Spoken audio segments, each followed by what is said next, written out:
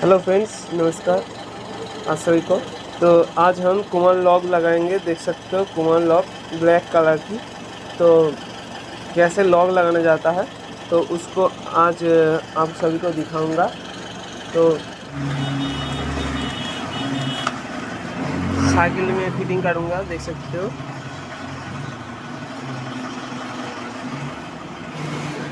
Lock के साथ दो चाबियां होता है, देख सकते हो।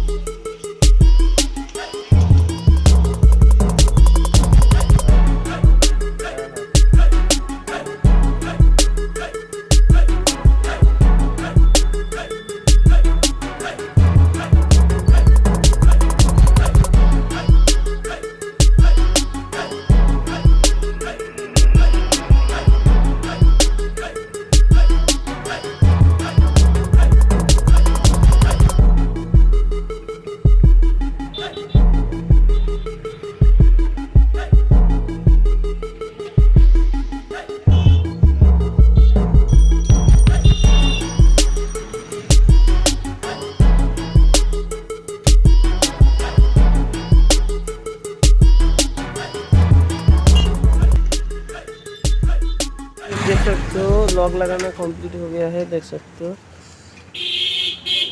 तो ये टाइट कर लेना है, ये जो बाहर है तो थोड़ा सा